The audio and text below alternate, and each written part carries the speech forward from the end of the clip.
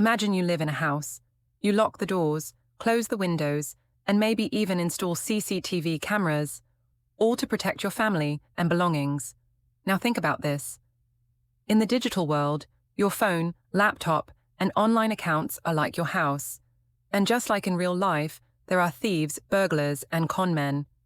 But online, we call them hackers, malware, and cybercriminals. That's where cybersecurity comes in. It's basically the digital lock and security guard for your online life. Cybersecurity is the practice of protecting your devices, networks, and personal information from digital attacks. In short, it's how we keep our digital house safe from online thieves.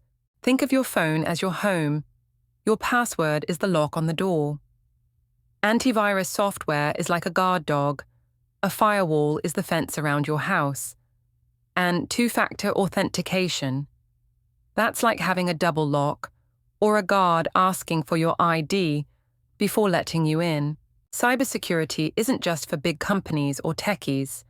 If you use UPI, shop online, post on Instagram, or even just check emails, you're already exposed to risks like phishing, identity theft, and scams. It's like leaving your house door wide open and expecting no one to come inside. Some of the most common online dangers are viruses and malware, like termites eating away your house. Phishing, fake emails or messages tricking you, just like a conman at your door. Ransomware, a thief who locks your house and demands money to give back the keys. Data breach, someone stealing all your cupboards and selling your stuff in a black market, aka the dark web. So, the next time you think cybersecurity is too technical, remember it's just like locking your house. Keep your password strong, don't click on suspicious links, and always use two-factor authentication. Because in today's world, cybersecurity equals personal safety.